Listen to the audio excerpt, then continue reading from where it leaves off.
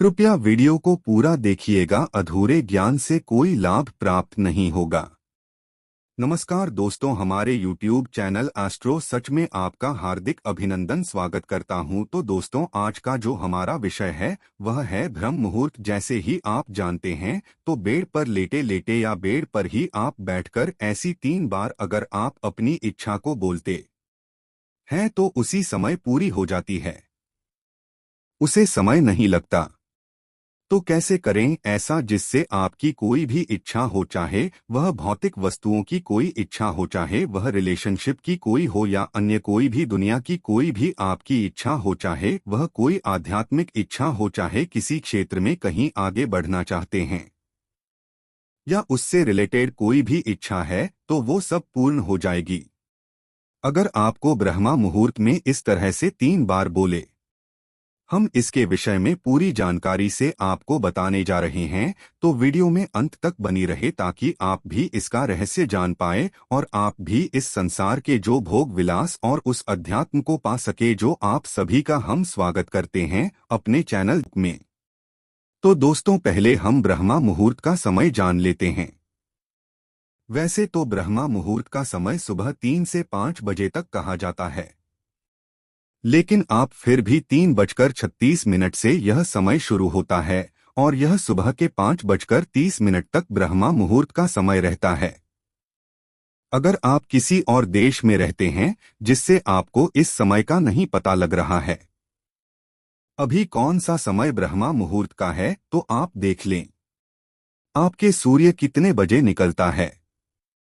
उससे 1.5 घंटे पहले का समय ब्रह्मा मुहूर्त कहलाता है। तो आप आपने जिस भी कंट्री में रहते हैं, देश विदेश जहां भी आप रहते हैं, वहां के सूर्य के उगने का समय आप चाहे गूगल पर ही चेक करके आप पता कर सकते हैं कि कितने बजे सूर्य उदय होगा आपके देश में।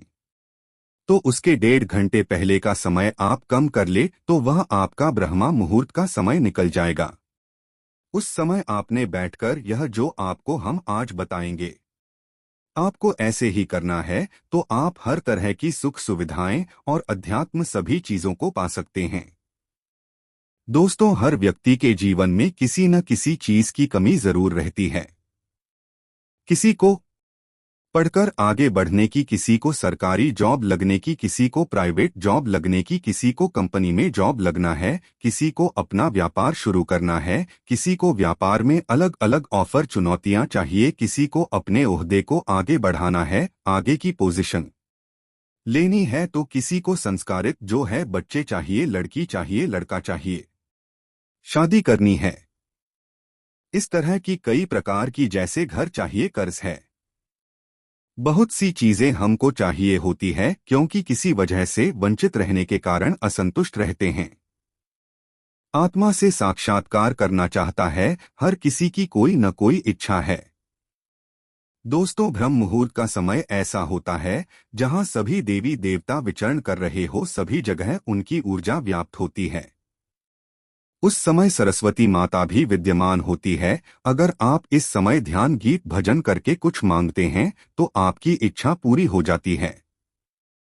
हमारे जो पूर्वज है, माता पिता के, हमारे दादी दादा नानी नाना और भी पुराने ऋषि मुनि जो थे, वह ब्रह्मा मुहूर्त में उठते थे। उन्हें इस समय का पता था कि यही वो समय है जो हर चीज पाने के लिए होता है, जो हर तरह की शारीरिक, भौतिक, आध्यात्मिक हर चीज को पूर्ण करने में सक्षम है।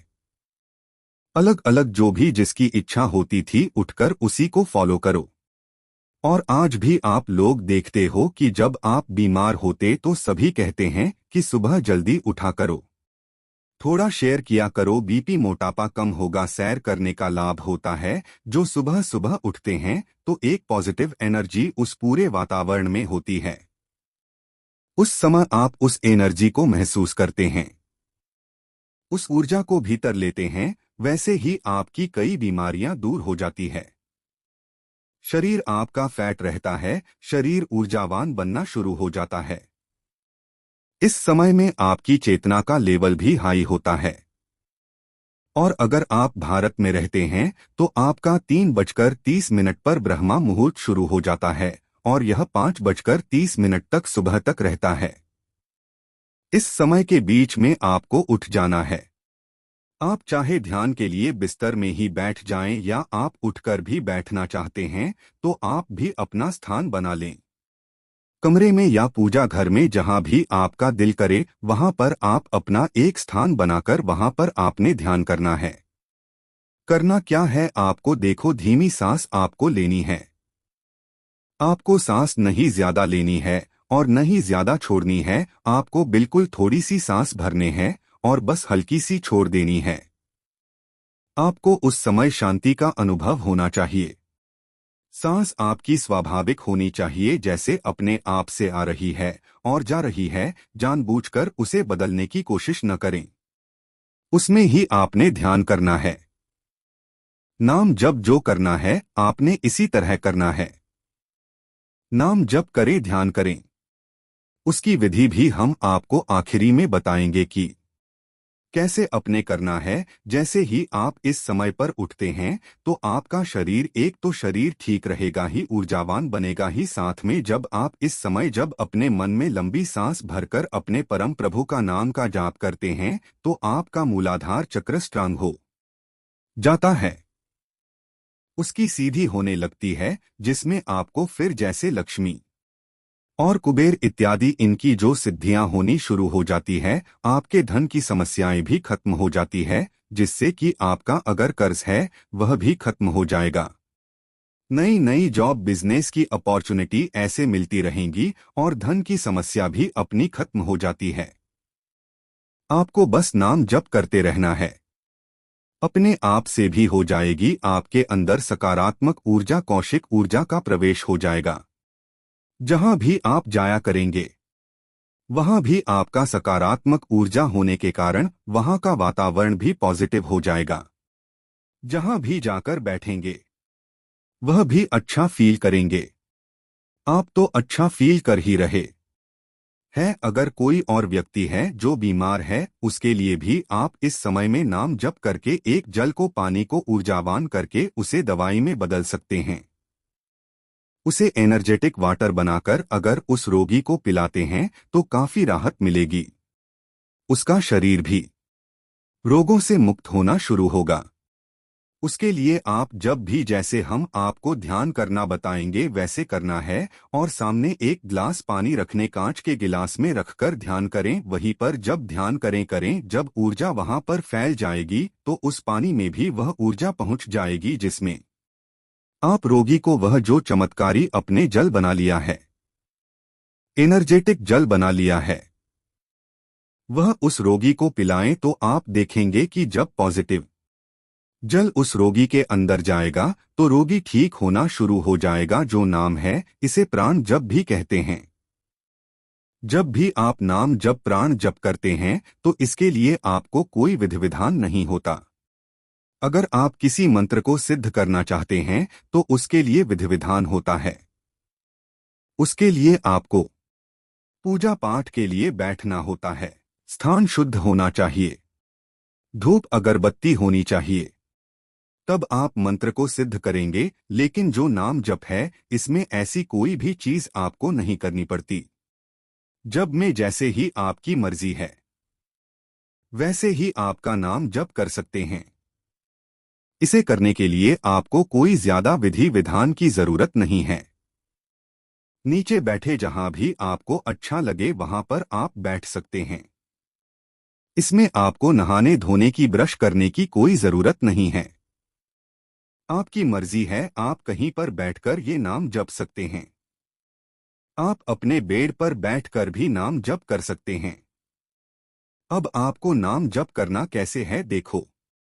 आपने एक नाम कोई भी आप सिलेक्ट करें, जो भी, जिस भी आपका मन करे, जिस भी परमात्मा में, गुरु में, उसका आपने नाम जप करना है। राम राम का नाम जप करो, गुरु का, अल्लाह, राधे कृष्ण का, जो भी आपको सही लगे और जिस भी आप धर्म से हो उसके हिसाब से करें। लेकिन जिसका ज्यादा रिजल्ट हमें पता लगा है, जो रिजल्ट आया है ज्यादातर वहां आया है राम नाम से। तो इसको पहले करना कैसे है और फिर वह 3 बार क्या दोहराना है वह भी आप समझ जाए। पहले आपने शुरू में जहां गया बैठ गए, 15 मिनट तक आपने नाम जप करके उस एनर्जी को अपने नजदीक लाना है, अपने भीतर लाना है, उसको महसूस करना है, उससे एक होना है। जब एक हो जाएंगे तब हम वो 3 बार अपनी इच्छाएं बोलेंगे और फिर वह पूरी हो जाएगी। करना कैसे है?